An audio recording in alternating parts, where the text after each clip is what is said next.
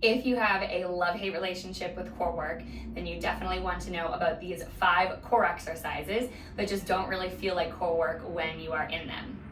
My name is Kristen. Welcome to my channel. I'm the founder of Kristen Giddings Studio, which is an online Pilates studio that uses on-demand and virtual live stream classes for people who want to get stronger, ease pain, and just finally make movement a consistent part of their life. So for today, we're going to talk about these 5 core exercises. We'll start with what's called a sideline series. In the Pilates world, you're in a sideline shape. In the larger fitness world, you know this as your clamshell, right? You're opening and closing the leg. Anything here, whether you're working in this rotated position, whether you're finding a straight leg, lifting, lowering, or pressing forward and back, there's a lot of glute work. You're working a lot of that outside glute and hip, and it may feel like kind of the only star of the show while you're here. But I want you to start to bring your attention in towards this side oblique right here, yeah? That you're lifting away from the floor, that when you're finding this shape, we aren't collapsing down, but you have this nice strong press up out of that bottom forearm away from the mat. So you're recruiting that side oblique. And in addition to the side oblique helping you stabilize, we have all the muscles that run the length of the spine, as well as that deepest layer of the core, that transverse abdominis, that has to be firing and controlling to keep that spine nice and steady while you move the leg. So in addition to that burn that you're gonna feel in the glute and the hip, there is a lot of deep core activation going on to stabilize the spine. The second exercise that I want to talk about is anything that comes from a kneeling all fours position. So that's when you're in your hands and knees. Also known in the larger fitness world as your donkey kick, right? That leg presses back behind you. Same thing, lots of variations, lifting and lowering, bending and pressing. You can add a resistance band, whatever works.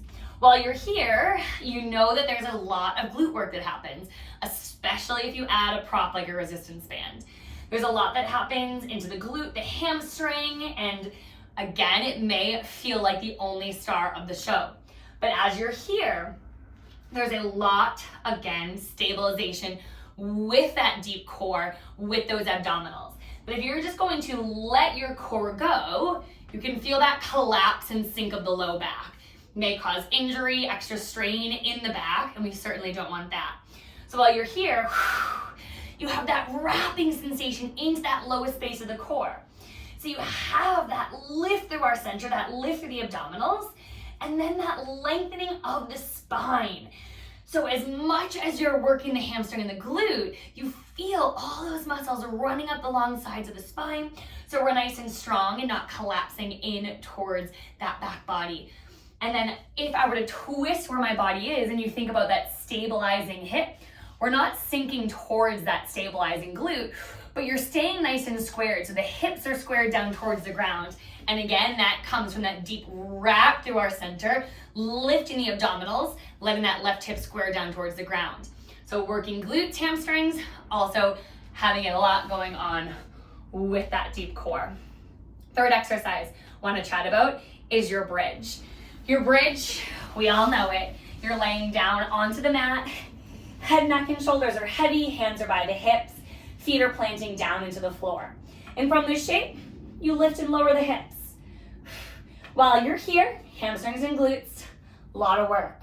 You'll feel the feet press in towards the mat to really light up through the back of the body. But then thinking about that same stabilization of the spine that we talked about in those first 2 exercises, as you lift the hips, you want to make sure you don't flare the rib cage or arch the back, but you're wrapping the rib cage in towards that center. The back of the ribs are melting down towards the mat, and you have that same wrapping and hollowing position or hollowing sensation into that lowest space of the core. As well, those muscles that support the spine. So while you're working through the back of the body, the hamstrings, the glutes, you have that wrap, that deep transverse abdominis, as well as that strengthening through the muscles of the spine, getting that deep core to fire to support the bridge. The fourth exercise that we're going to chat about today is the first exercises that uses movement of the spine while we're in it. Because the first three was stabilization, right? Spine was staying nice and strong while you were moving the limbs. Now here is any kind of upper body movement that includes rotation. So something you would know would be holding a hand weight and taking a punch. Or something like boxing, right? When you're in that position and you twist the torso as your arm. So especially if you have hand weights while you're here, you're gonna feel the upper body start to work. You're gonna feel the arms, the mid-back, all of that happening. But as you twist through the spine, you're also working the abdominals. You're working those side obliques, which are a part of that core system.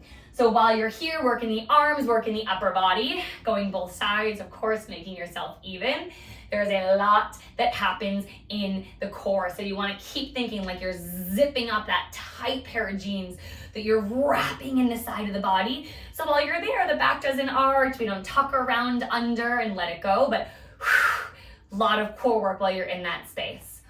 And the very last exercise we want to talk about today is anything that includes balance. The second you lift a leg up off the floor, or the second you incorporate balance into any exercise, the abdominals have to fire.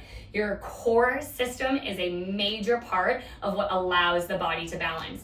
So an exercise like a single leg deadlift, where one leg is reaching back behind you, one leg is off the ground, there's a lot of work with the abdominals. And you'll feel, right?